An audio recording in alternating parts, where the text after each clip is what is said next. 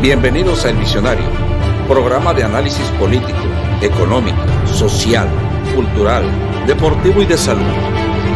Conducido por el reconocido y prestigiado maestro Roberto Pro. Noticias hay muchas, pero los temas más importantes solo se dan aquí en El Visionario. Síguenos por internet y por Facebook, en todo el mundo. El Visionario.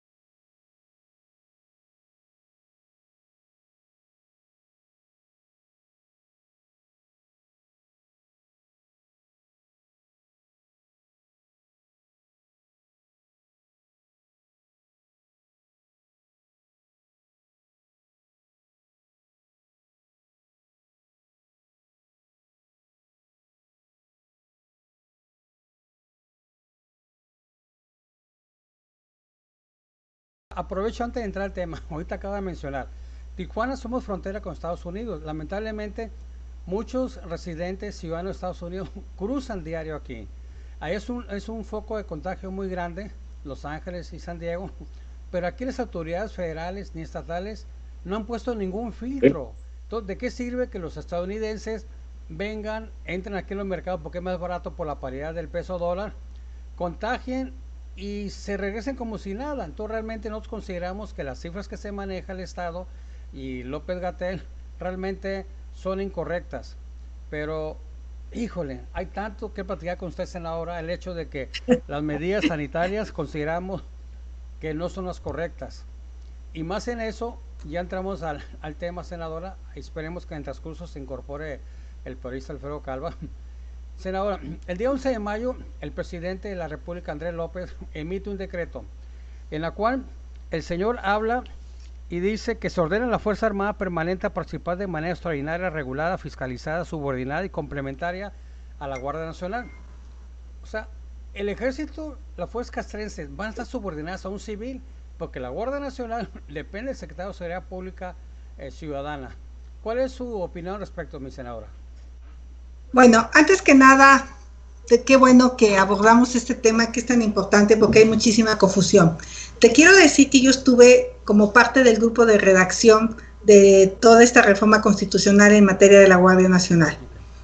Desde un principio, la iniciativa que venía de la Cámara de Diputados militarizaba al país. Correcto. O sea, era una iniciativa que no le habían cambiado ni una coma de lo que el presidente planteaba. Y lo que el presidente planteaba en esta iniciativa era un mando militar. Correcto. Era una guardia civil, una Guardia Nacional militar. Es correcto. Cuando nosotros recibimos esta iniciativa, el bloque opositor, porque Morena no alcanza con sus votos sacar la reforma constitucional, necesita al menos 7 votos de este bloque de partidos de oposición, planteamos en la mesa la necesidad de encontrar el cómo sí. Y el cómo sí fue este transitorio, justamente, que se estableciera claramente que la Guardia Nacional tenía que ser civil, que los militares tenían que pedir licencia, cosa que no han hecho, están violando la ley. El gobierno no ha hecho un solo esfuerzo para hacer que la Guardia Nacional tenga éxito. ¿Cuántas personas hemos contratado? ¿Cuántas personas hemos capacitado, certificado? No, le hemos seguido apostando pues, a que simplemente los militares se pasaron del ejército hacia acá. Y se hizo un transitorio, efectivamente hay un transitorio, que establece exactamente que la presencia del ejército tiene que ser extraordinaria. Correcto. Y todo eso se estableció en los considerandos. Si ustedes solo leen el transitorio, por supuesto, pues que decimos, no, pues está en la ley esta presencia del ejército en la calle. Hay que leer los considerandos, especialmente de la página 25 a la 27, donde se establece que la presencia del ejército tendrá que ser extraordinaria y tendrá que ser subordinada a un civil. Obviamente el ejército no le gusta la idea de subordinarse a un civil, pero el decreto que el presidente emite va todavía más allá, porque va a poner al ejército a hacer actividades preventivas. El ejército va a poder remitir a los ciudadanos por que estén de borrachos, porque no respeten por así decirlo. Todo. Entonces, a mí lo que me parece es que el presidente se va al extremo sin establecer claramente los lineamientos para la presencia del ejército en la calle. Dice que tiene que ser subordinada, tiene que ser complementaria y que tiene que ser fiscalizada. Sí.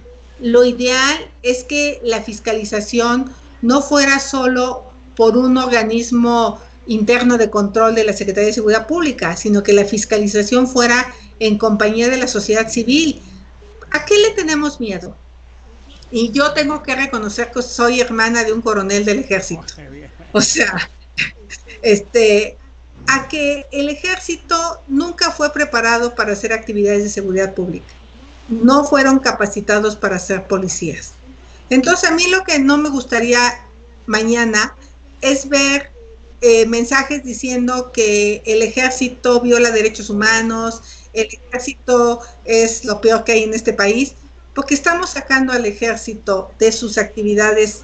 Ahora lo mismo hace aeropuertos, que lo mismo carreteras, hace instituciones bancarias, exactamente. Y ahora va a ser seguridad pública. Entonces, ahora que vemos que Sedena, de ser la fuerza representativa de la soberanía y salvaguarda del país, se convirtió en constructor también ya. Anda construyendo cuando realmente el ejército lo están desviando del valor fundamental de su creación.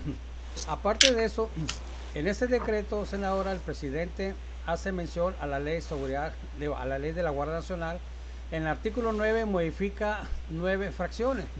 Entonces, aquí lo que nos hace curioso, senadora, es de que la Guardia Nacional, los artículos el 9, dice prevenir la comisión del delito y faltas administrativas que determinen la legislación aplicable.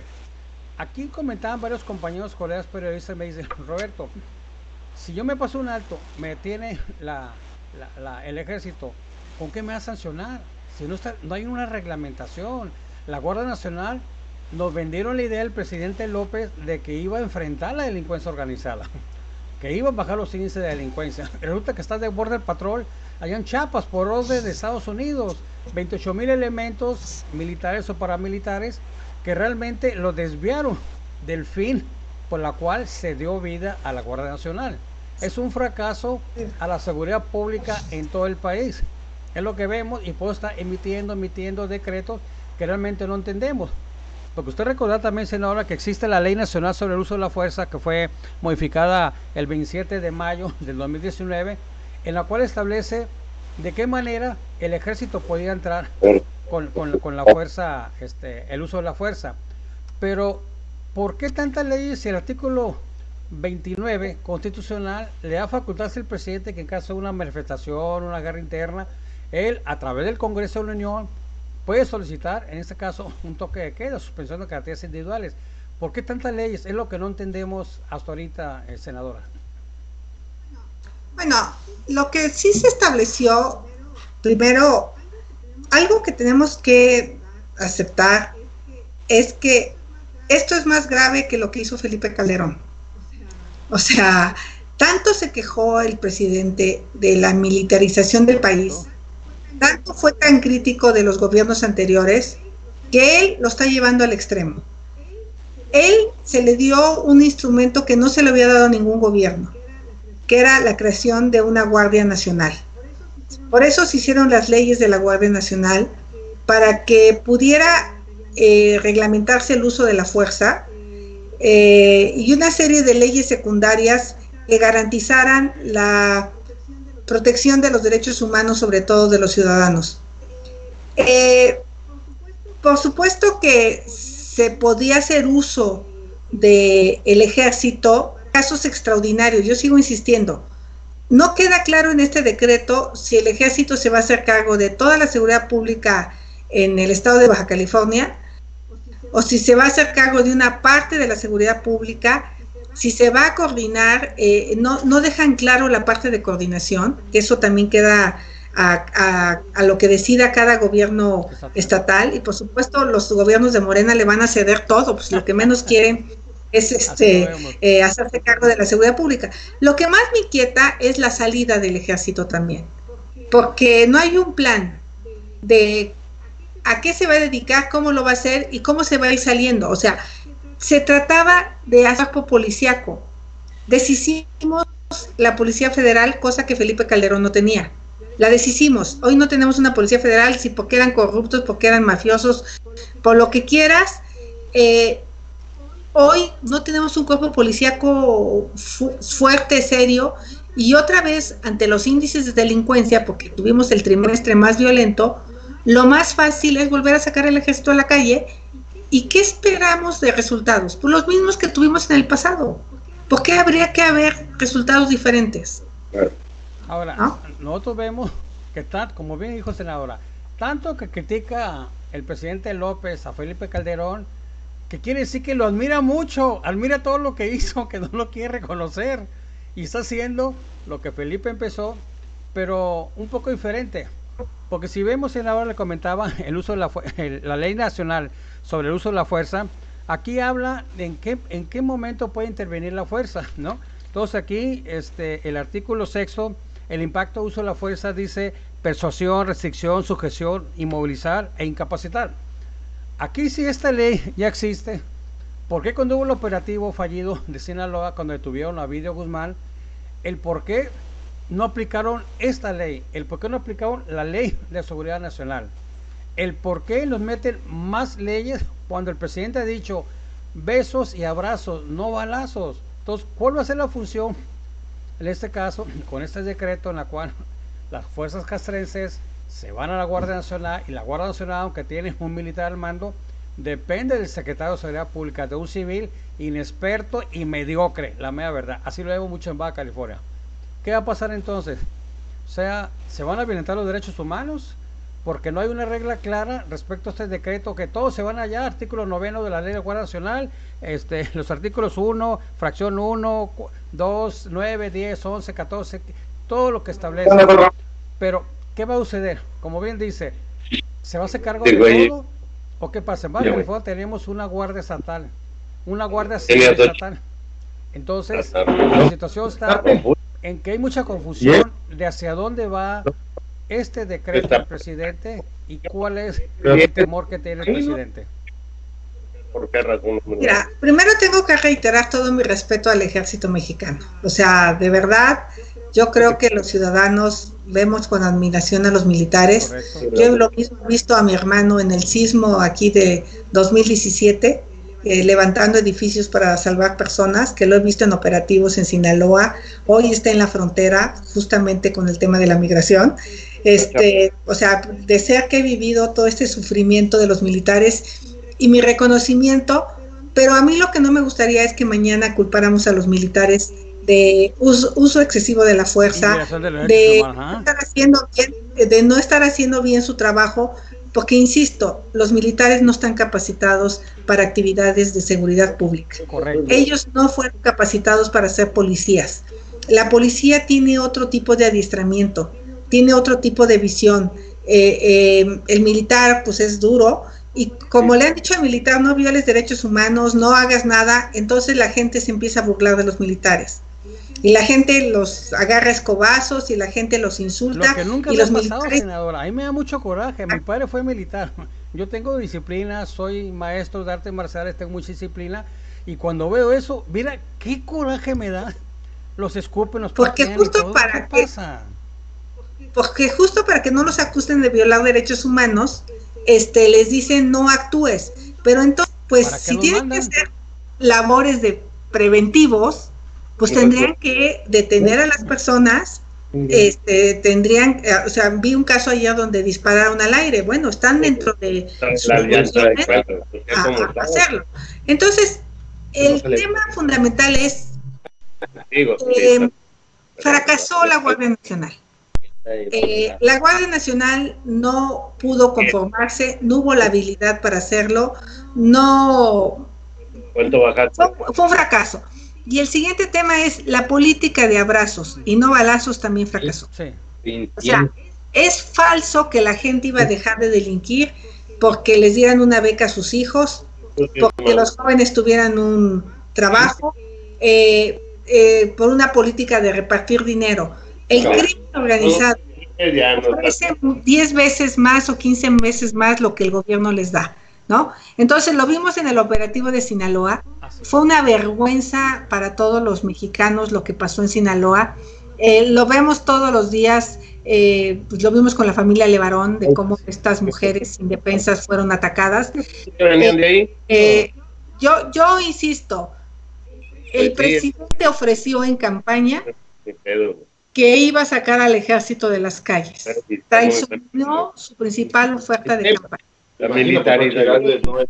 Lo que él diga, no sé si el día 1 de diciembre, cuando vio a todos los militares cuadrársele, se sintió muy importante y entonces él cree que este ejército es el que le va a permitir salir adelante. Yo insisto, no. Sí se está violando el espíritu de la Guardia Nacional, sí se está violando.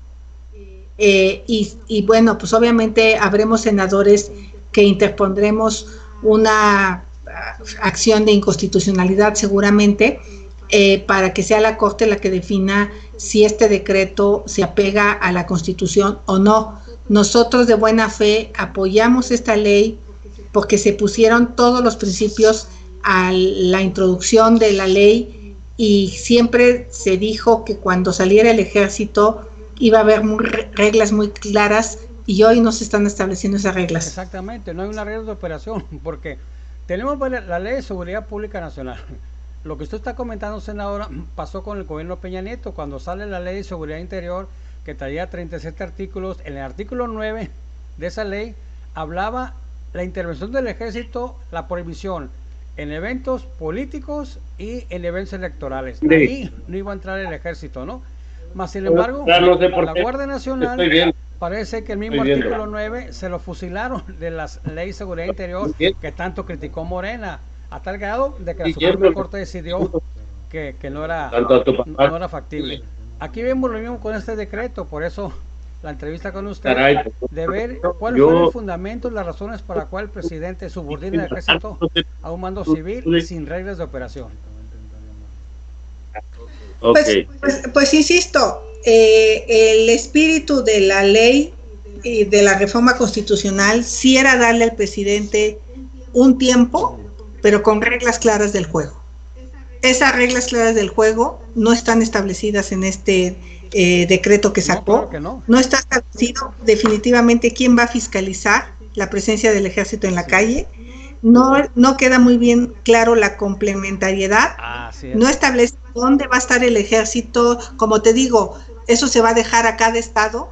Antes lo mandaban a una zona, hoy no sabemos si va a estar en todo el estado. Esa parte no está clara.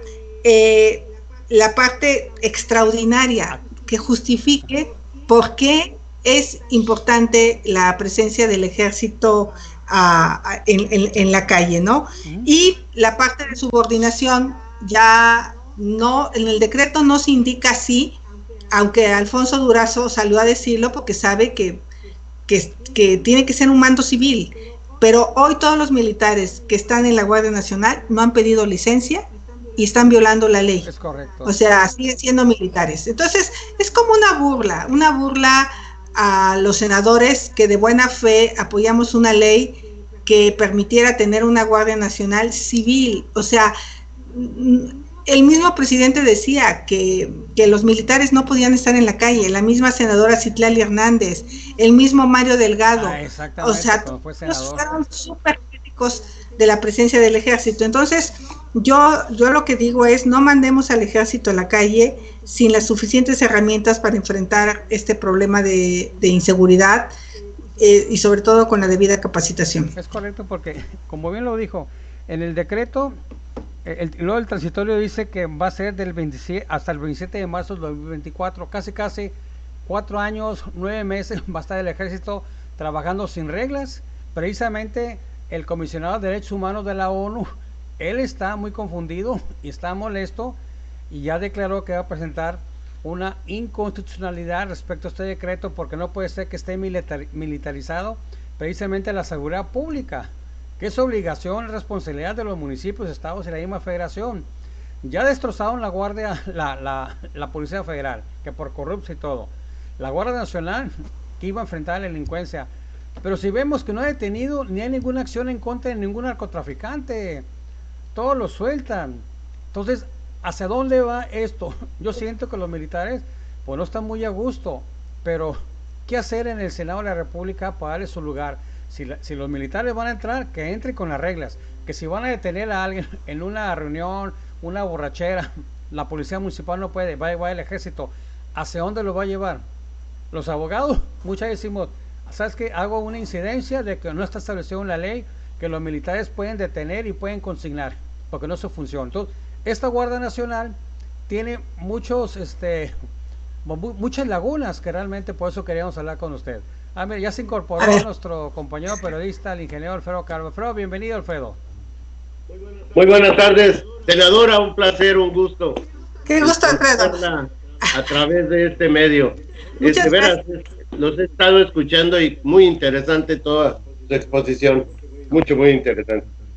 Gracias por haber aceptado esto y la invitación. Sí quiero precisar que con este decreto, la Guardia, el Ejército va a ser primer respondiente. Okay.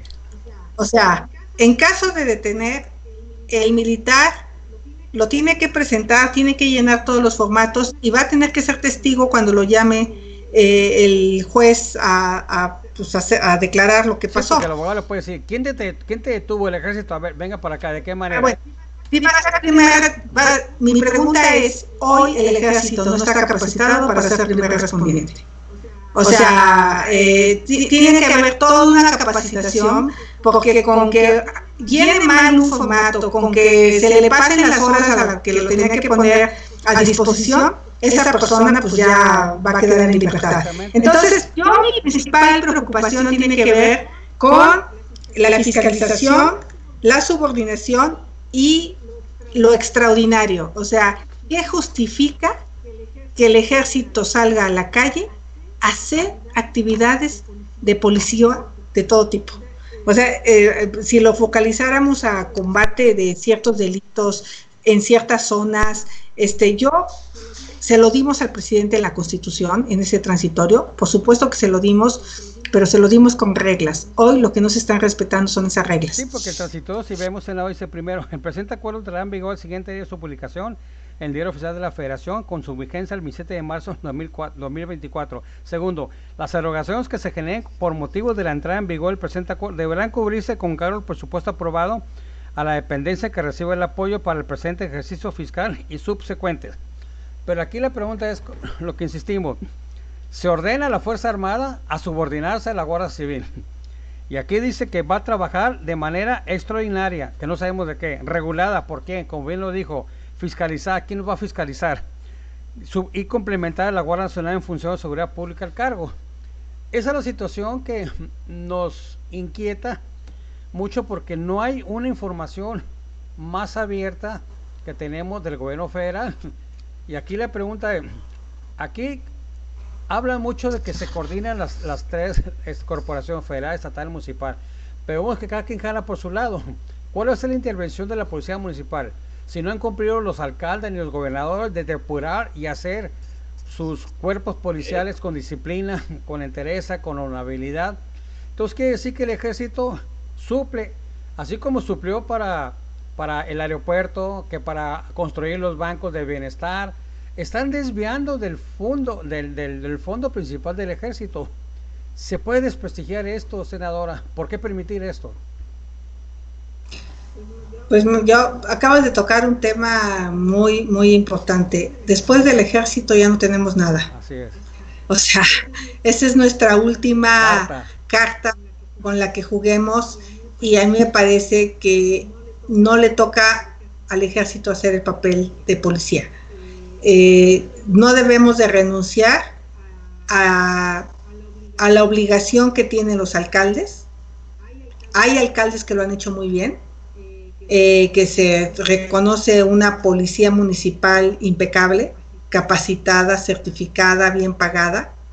Hay gobiernos estatales que han logrado certificar muy bien sus policías estatales, no en su mayoría, y a mí me parece que no debemos de renunciar a la Guardia Nacional como el mecanismo para combatir la delincuencia organizada, porque yo el escenario que veo en marzo del 2024 es: no se puede salir el ejército de la calle porque no tenemos quien lo supla. O sea, vamos a estar en la misma situación que estuvimos con Calderón, que estuvimos con Peña y con Andrés Manuel. Correcto. A ver, Alfredo. Senadora, yo creo que esa es la parte, la otra parte delicada de este asunto, ¿no? Primero, bueno, ya salió el ejército a las calles, o más bien, ya se oficializó la permanencia del ejército en las calles. Va a hacer actividades de policía, y no, usted lo ha dicho certeramente, no están preparados para ello. Pero, ¿qué va a pasar con las fuerzas policíacas del país? ¿Qué va a suceder todos estos 4 años que va a estar en permanencia el ejército, las Fuerzas Armadas? Si no va a haber una obligatoriedad y con carga punitiva para los ejecutivos, tanto de los municipios como estatales, para realmente hagan la tarea de fortalecimiento, depuración y equipamiento de las corporaciones que están bajo sus mandos, porque esa fue una tarea que creo que en el gobierno del presidente Calderón fue un fracaso. Se empezó a trabajar, pero realmente no se llegó a las metas que se tenían fijas. Bajo ese contexto, senadora, ¿qué piensan hacer ustedes para obligar a los ejecutivos a que, pues ok, ya sacaron al ejército, les van a hacer el trabajo, pero ¿y luego qué van a hacer con sus corporaciones? Porque el día que llegue la fecha de que hay que retornar las Fuerzas Armadas a los cuarteles, pues vas a tener igual, en su gran mayoría, las corporaciones policíacas, tanto del Estado como los municipios, deshechas como están hasta este momento. ¿Qué van a hacer ustedes en el Poder Legislativo? Mira, yo quiero volver a señalar que desde un principio este gobierno quería a los militares en la calle. Y la iniciativa del presidente original así venía. El espíritu de este transitorio era pues justo que no quedara en la Constitución ya el mandato de tener una seguridad pública militar. O sea, porque el dejarlo en la Constitución y no en un transitorio, pues ya lo dejaba para toda la vida en la Constitución. La salida que encontramos fue este transitorio, pero si leen la ley de la Guardia Nacional, también dentro de las facultades de la Secretaría de Seguridad Pública está el que nos presente, y yo creo que ahorita por lo de la pandemia pues se han ido los tiempos, un diagnóstico de las policías municipales. Ellos ya tienen que entregarnos al Senado de la República un informe de cómo están las policías municipales y toda la estrategia para fortalecer a las policías municipales, porque nosotros insistíamos muchísimo en que teníamos que trabajar en lo local y también el tema de las policías estatales. Prácticamente se borraba con el proyecto original el enfoque local, y yo digo, no es facultad del ejército andar recogiendo borrachos en la calle, la verdad. Eso, yo que fui jefa delegacional en Miguel Hidalgo y que no tuve a mi mando una policía municipal, porque en la Ciudad de México el mando lo tiene la jefa de gobierno, o en ese entonces el jefe de gobierno, pues sí me hubiera ayudado muchísimo a meter orden en mi delegación, el contar con un cuerpo policíaco, porque si tú no eres capaz de ordenar una calle, no puedes ordenar el país. Si no cierras las micheladas, si no ordenas a los viene, quitas el graffiti, todo este desmadre que hay en las calles, una calle iluminada, que no se estacionen en doble fila. Ustedes se acordarán de mi city manager Arne Aus-Rutenhack, cómo nos llevábamos a los escoltas, y llegó un momento en que nos tenían miedo al Periscope más que a un policía, para meter orden en tu municipio. De verdad, un municipio limpio de basura, bien iluminado, te invita a portarte bien. Una calle llena de basura, grafiteada, ¿no? Llena de micheladas, pues la delincuencia, ese trabajo le toca a las policías municipales, ese trabajo le toca a los alcaldes, no le toca al ejército. Al ejército le tiene que tocar un trabajo mucho más complicado de delincuencia organizada. Y, exacto, entonces creo que a mí de las cosas que más me incomodan de este decreto es poner al ejército a hacer esas actividades tan básicas que no creo que sean el papel del ejército, con todo respeto. Entonces, yo lo que ofrezco es ver cómo va el avance de estos informes, sobre todo el fortalecimiento de las policías municipales, pero nosotros no vamos a quitar el dedo de la llaga de que esta salida del ejército sea en un marco como lo establece las consideraciones de la propia ley, la propia reforma constitucional de la Guardia Nacional. Ahí en las consideraciones, en la página 25 a 27, viene cuándo debe de salir el ejército a la calle. Y nosotros también proponíamos una ley de este transitorio, que se hiciera una ley secundaria de ese transitorio para que justamente se pudiera regular ahí la palabra extraordinario. Las circunstancias y las características con las cuales debe de salir el ejército a la calle. Exactamente. ¿No? Me parece bien. Pero, insisto yo, va a ser un trabajo muy difícil para ustedes, porque obligar a los ejecutivos a que hagan esa tarea de dignificación y tecnificación y depuración de las corporaciones bajo su mando va a ser titánica, y ya lo vimos desde con el presidente Calderón, que inició esto. Pues realmente son muy contadas las corporaciones en los municipios que verdaderamente se pueden considerar como buenas policías. De los 2.500 y fracción de municipios que hay en el país, pues yo creo que no llegaremos ni a un 10% que tengan ese tipo de corporaciones, y eso es lamentable después de tantos años y tantos recursos que se les han inyectado para esa tarea. Ahora, no sé qué piensas. Bueno. Digo, coincido contigo, y la verdad es que también aquí tenemos que estar conscientes de que el ejército es una de las pocas instituciones respetadas por la gente todavía, pero a mí lo que no me gustaría es que, acabado este periodo, el ejército perdiera ese respeto y esa presencia por una mala actuación, por una falta de preparación, porque no tenían las condiciones para hacer el trabajo, y yo supongo que es un exceso lo que se les está poniendo a hacer el ejército. Lo mismo hacen sucursales de banco, que aeropuertos, que sacan el sargazo de Cancún, reparten gasolina, o sea, el huachicol, o sea, lo usan para todo, pues. Reparten, y eso no viene bien al ejército. No sé si lo del fondo sea desacreditar al ejército, porque a mí me llama mucho la atención la manera en que el presidente se dirigía al ejército, el desprecio, la crítica, los acusaba de violadores de derechos humanos. ¿Qué pasó del presidente candidato al presidente en funciones? ¿Qué cambió en su cabeza para que tenga un cambio tan radical? Porque a mí me parecía también un extremo, pero ahora para ponerlos a hacer de todo me parece también exagerado. Él mismo decía que la presencia del ejército en la calle era un paso al autoritarismo. Yo espero que se equivoque en ese sentido. Yo sigo confiando plenamente en las Fuerzas Armadas, pero yo no sé qué opinen los militares. Estaría interesante, obviamente ellos por su disciplina. Mi hermano ni en corto me dice qué piensa, o sea...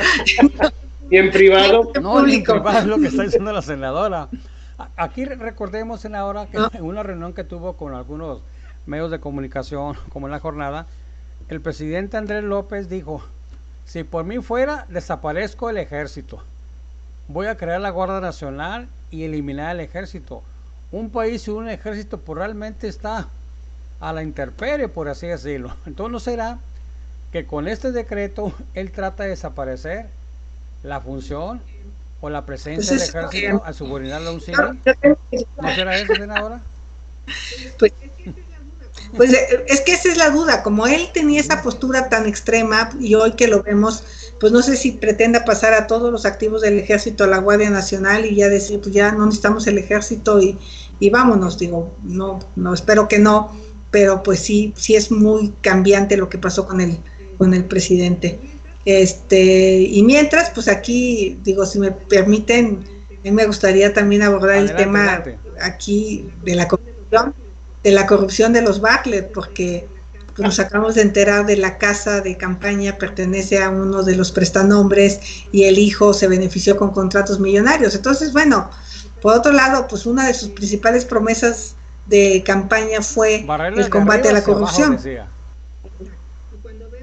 Exacto. Y cuando vemos estos casos de contradicción, dices, bueno, pues no quedamos. Entonces yo creo que sí hay un problema de las ofertas que nos hacían en campaña y en la vida real, pues ya sus cuates son los que están ganando todo tipo de contratos, y pues esta promesa de combatir la corrupción queda de lado, esta promesa de sacar al ejército de las calles queda de lado, y pues así hemos ido viendo cómo gobierno da bandazos. Está comentando la corrupción.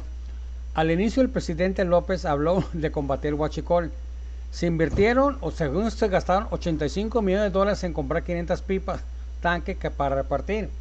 Ahí pusieron al ejército a choferes cuando no es su función. ¿Y dónde quedó esa inversión? ¿Dónde están estos camiones? El huachicol sigue.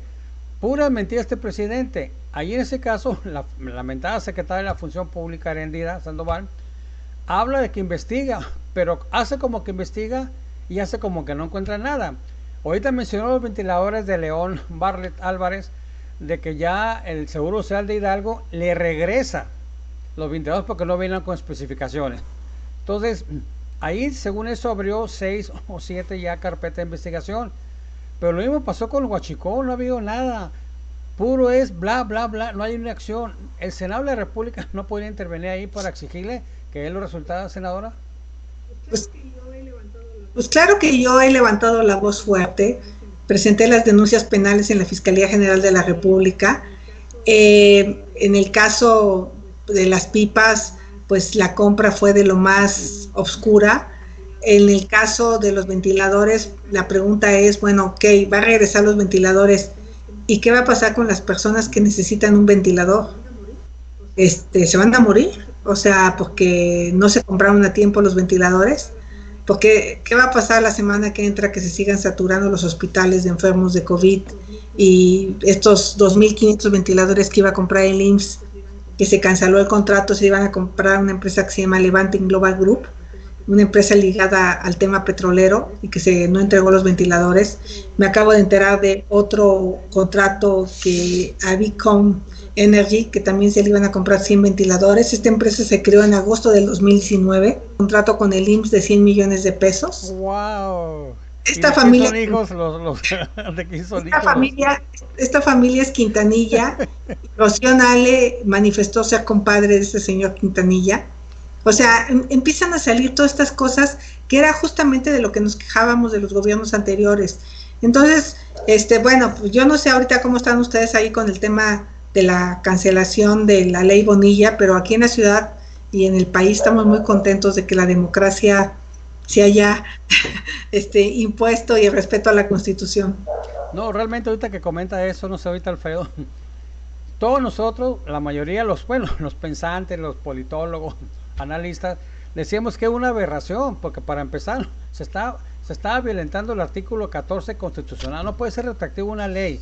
Posteriormente, la separación que habla el artículo 105 constitucional, el 116, pero aquí no sé quién le vendió la idea a Jaime Bonilla de que iba a ir sobre 5, y todos comentábamos que si la Suprema Corte, como estaba cabildeando la secretaria de Gobernación, Olga Sánchez, que dice que la norma estaba vigente, no sé qué tanto, teníamos muchos el temor de que la votación fuera 7-5 y pasara la ley a 5 años, porque qué bueno y contundente que hizo la Suprema Corte, le hemos felicitado, de la forma en que tipificó esto como un fraude constitucional.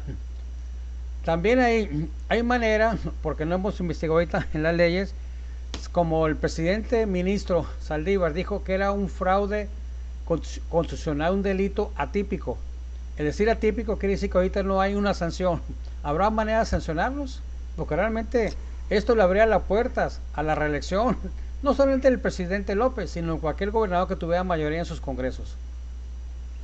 Bueno, primero, a mí sí me parece que tendría que abrirse una investigación penal contra los diputados que aprobaron esta ley, porque no sé si lo hicieron a cambio de qué, esa es la gran duda que tenemos, si por buenas personas, porque les caía muy bien Bonilla, pero hasta diputados del PAN, que qué bueno que fueron expulsados del PAN. Digo, yo no milito en el PAN, pero sí me parece muy grave. Yo soy una senadora externa al PAN, pero que está integrada al grupo parlamentario. Tengo gran empatía con el PAN, pero también soy crítica cuando hay que serlo. Y me parece que esos diputados locales del PAN, aparte de ser expulsados, merecerían ir a la cárcel. Ir a la cárcel junto con los diputados de Morena, que fueran desaforados todos estos diputados, porque lo que hicieron fue algo que para mí sí es un delito.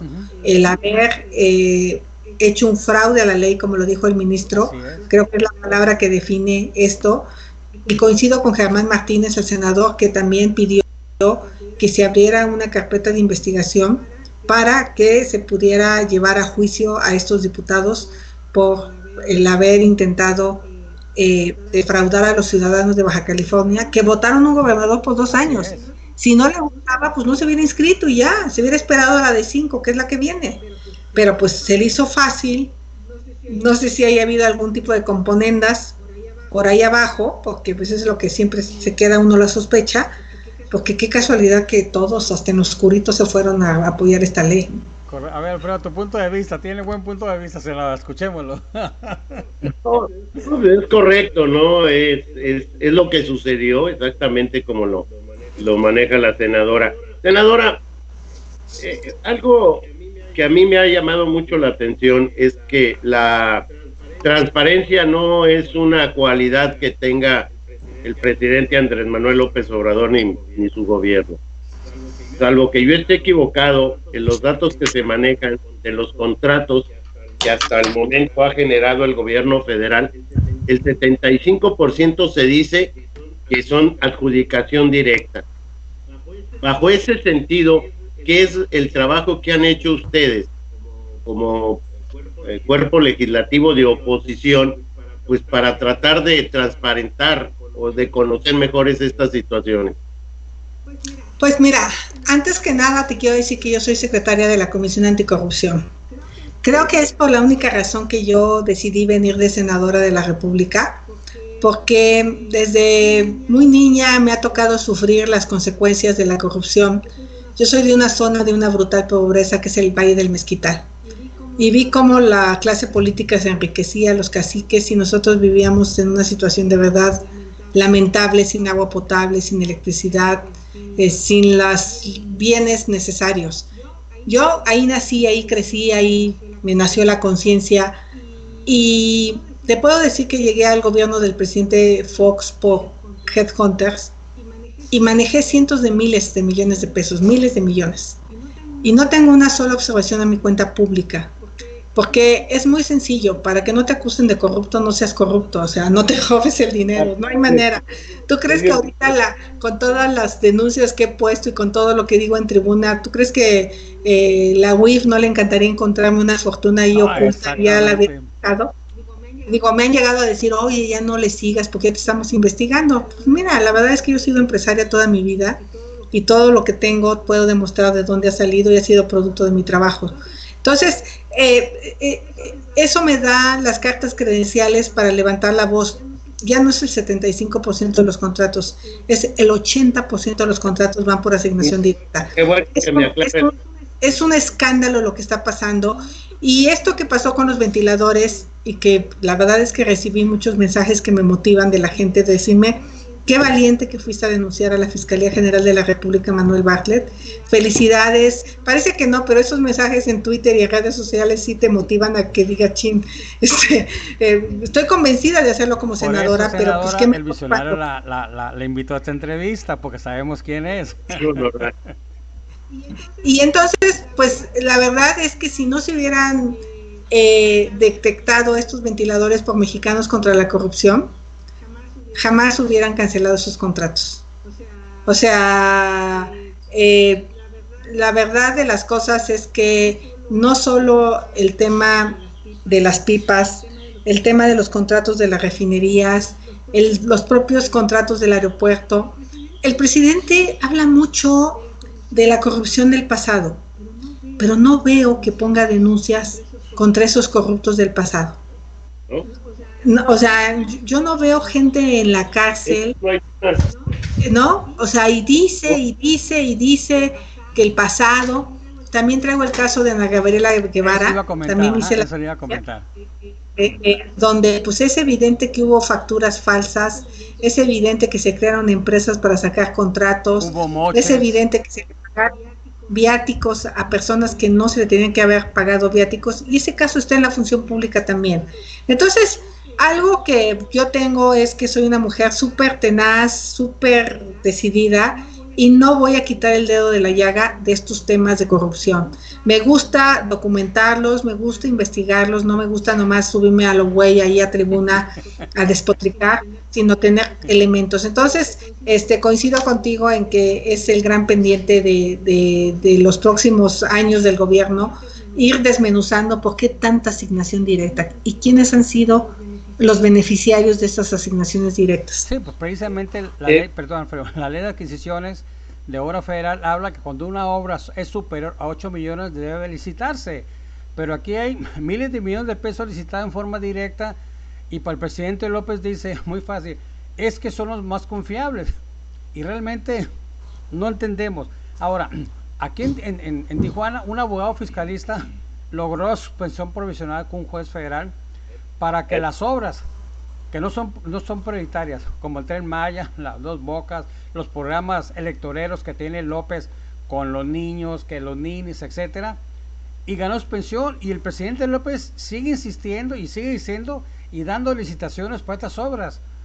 Ya el abogado, hablando con él, presentó ya con el mismo juez por desacato de esa suspensión.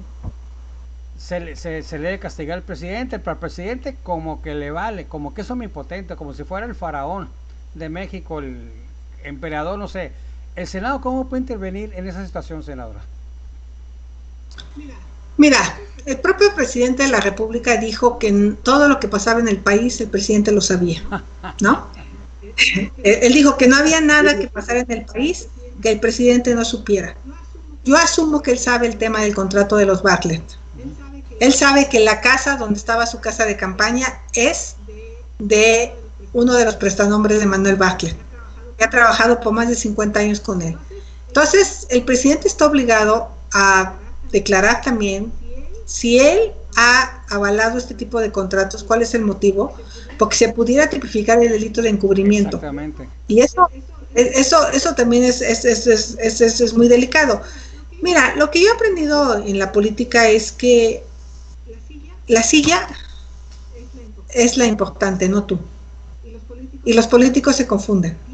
Piensan que ellos son los importantes.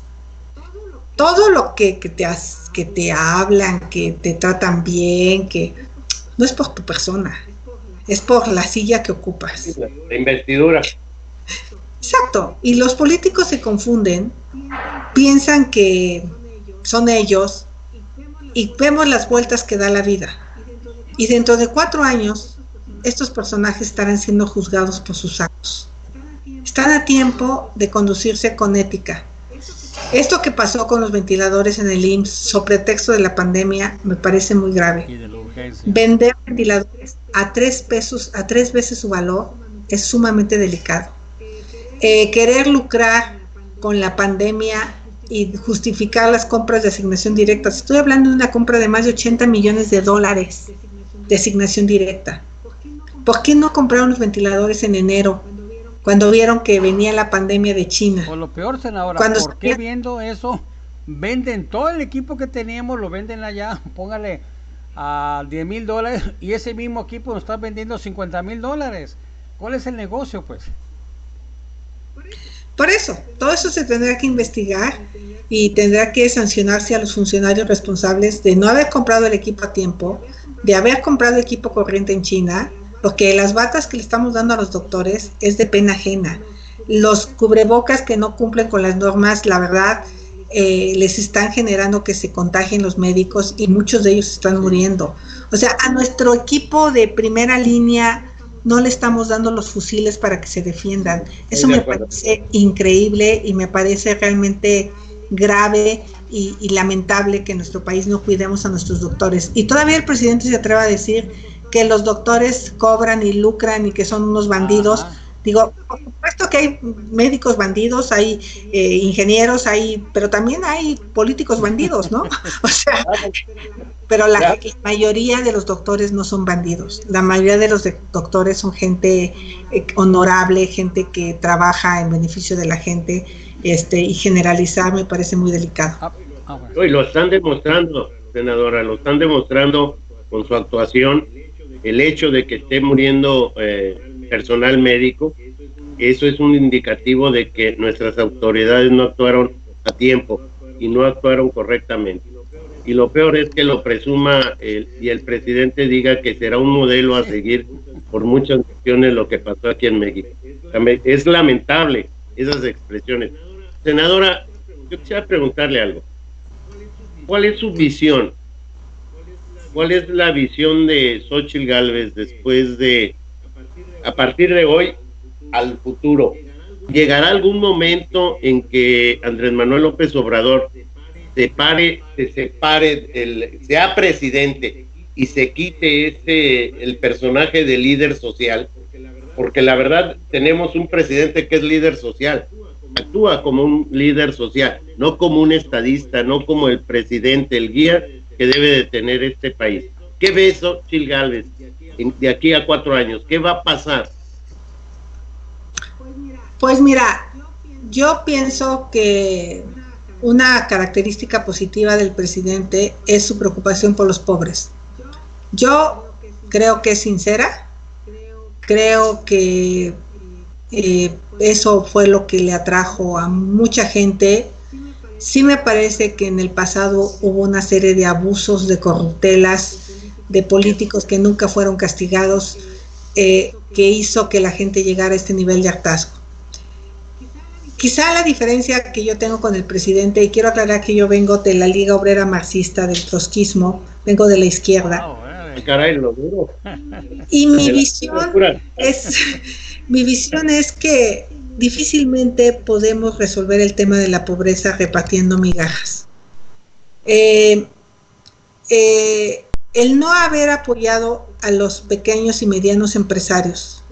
La verdad, ¿por qué los créditos la gente no los ha pedido? Porque 25,000 pesos a un pequeño empresario no te alcanza ni para pagar 2 meses de renta, ni para pagar un mes de nómina, la verdad.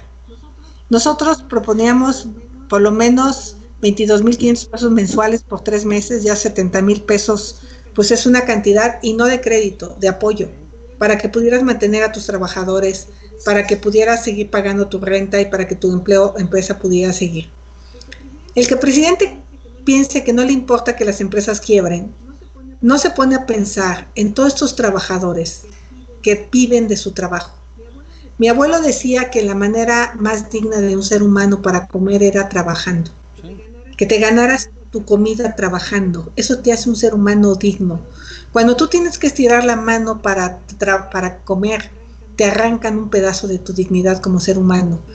Y la gente pues se acaba convirtiendo en pelele de los políticos. Eso ha sido como históricamente, yo lo vi en mi pueblo con el PRI de antaño. Entonces, ¿qué va a pasar cuando la economía no pueda salir adelante? Pues vamos a tener 10 millones, 15 millones más de pobres. Correcto. Entonces, todo lo que él quería de apoyar a los pobres, no es la manera dando dádivas, es generando riqueza y que la gente humilde pueda tener un trabajo. Eso lo valora más que recibir 1,000 pesos al mes. Tener un salario, que sus hijos tengan un trabajo, que sus hijos vayan a la universidad, que vayamos escalando socialmente. La educación era un gran escalador social. Y hoy, al quitar la evaluación de los maestros, pues imagínate el nivel de educación que vamos a tener en nuestro país, porque estos jóvenes que andan bloqueando carreteras, pues van a tener su plaza automática y van a ser los maestros de los más pobres, por cierto, porque los más ricos van a pagar escuelas privadas. Entonces, para mí, el problema es o sea, ¿en qué momento se va a dar cuenta el presidente que esta política no es la adecuada, esta política de confrontación. El presidente nunca se ha reunido con nosotros los senadores, nos ve como innecesarios, yo creo que en el fondo nos desprecia por no ser de Morena, aunque él me invitó a irme a Morena, por cierto, entonces no debo de ser una persona tan despreciable, porque no nos toma en cuenta, no cree que necesite ayuda. Entonces yo creo que este sí es un momento de dejar atrás las diferencias. Este es un momento de cerrar filas con nuestro talento, nuestra capacidad, tanto de senadores como de gobierno, y ojalá aproveche él esta coyuntura para hacer un gran acuerdo nacional que nos permita salvar al país de lo que nos viene. Lo que nos viene es un colapso económico, lo que nos viene es mayor pobreza, lo que nos viene es mayor delincuencia, lo que nos viene es terrible, porque la pandemia es una cosa, pero el colapso de la economía va a ser brutal. Entonces, espero, yo tendrá mi apoyo y mi capacidad y mi talento para que podamos construir una salida más rápida a esta crisis que estamos por enfrentar los próximos días. Ahorita que comente usted, contadora, yo soy contador público, tengo maestría en administración. He hecho algunos análisis con mi grupo. El problema, como bien lo dijo, no es la pandemia, el problema económico que se nos viene. Mucha gente antes no tenía empleo, ahora ya no hay empresas que generen empleo. Si no hay empresas generadoras de empleo, no hay impuestos. Si no hay impuestos, no hay presupuesto. ¿Qué va a pasar con la gente? Pues va a empezar a robar en las tienditas, en los restaurantes, donde sea. Y aquí veo otra situación importante también. Se aprobó la ley de amnistía, en la cual establece que cuando el delito es sin violencia y son menos de 50,000 pesos, va a quedar libre. Es una carta abierta para que ahorita con la desesperación, pues la gente se agarre a agarrar lo que pueda, porque los hijos todos comen, tienen necesidades. ¿Qué va a pasar con la cerrazón del presidente que no quiere apoyar a las empresas? Todo el dinero que agarró de cancelar los fideicomisos y ahora quiere ir sobre las afores, que para poder salir de esto. Entonces, ¿cómo cuele las manos? Qué bueno que usted está diciendo que forma parte de la Comisión de Corrupción, pero ¿qué acciones más directas y contundentes podemos recibir nosotros del Senado de la República para tener tranquilidad los que tenemos una afore, que no la vayan a agarrar y al rato nos digan con que el presidente que venga reclámale? Es un temor económico de que puede incrementarse no solamente la pobreza, como usted dijo, de 10 a 12 millones de pobres más, sino el problema es que se incremente la delincuencia por esta situación. ¿Cuál es su opinión, senadora? Bueno, a ver, como bloque de contención, cualquier reforma constitucional que pretenda hacer para hacer estas cosas no se la vamos a pasar. Y además, después de esta especie de traición con el tema de la Guardia Nacional, porque nosotros de buena fe aprobamos este transitorio con una serie de reglas. Que no salieron y lo que hoy se está hablando, y estas reglas no se están cumpliendo como se establece. O sea, claro que sí lo dimos, claro que sí aprobamos esta reforma, pero con reglas. Es como cuando a tus hijos les das un permiso y dices, pero regresas a las 2 de la mañana, pero te vas con tu hermano. Pues así fue el de este tema. Te damos este transitorio, pero tiene que ser supervisado, tiene que ser subordinado, tiene que ser fiscalizado, tiene que ser extraordinario, en fin. Entonces, yo lo que diría es que pues tenemos que seguir trabajando y pues cuenten conmigo en el Senado. Me encantó entrevistarlos. Desafortunadamente tengo otra entrevista ahorita a las 4, pero pues me encanta. Ojalá otro día nos podamos volver a conectar. Claro que sí, mi senadora. Inclusive nos quedan 2 minutos. Soy ingeniera. Era de 30, soy pero ingeniera. lo interesante, dijimos, ¿sabes qué? La hora completa porque leamos comentarios. ¿Algo más que quiera agregar, senadora? No, pues ahí están los temas puestos y de verdad cuídense todos. Es un virus bastante complicado. Hay que regresar a trabajar porque si no, tienen razón, nos vamos a morir de hambre. Bueno, eso no, pero mucha gente sí vive al día. Pero hay que hacerlo de manera segura, cuidarse en el transporte público, que las empresas tengan mecanismos de regreso, los que puedan seguir trabajando en su casa háganlo, no regresemos todos de un jalón. Obviamente pues el que hace cosas prioritarias en la maquila, equipos médicos y eso, pues mis respetos, tendrán que volver, pero hay que volver cuidándonos. De acuerdo, Alfredo, ¿no? Hay que relajar. Senador, ha sido un honor, en serio. Espero que no sea la última vez que pues, tenga el placer de entrevistarle y platicar con usted. Muchísimas gracias. Gracias, senadora. Salud. Vamos a molestar por otros temas que tenemos pendientes aquí para Baja California. Órale, Gracias, senadora. gracias. Gracias, Alfredo. Estamos pendientes. Y gracias a nuestro público. Cuídense. Bienvenidos a El Visionario, programa de análisis político, económico, social, cultural, deportivo y de salud. Conducido por el reconocido y prestigiado maestro Roberto Pro. Noticias hay mucho, pero los temas más importantes solo se dan aquí en El Visionario. Síguenos por internet y por Facebook en todo el mundo. El Visionario.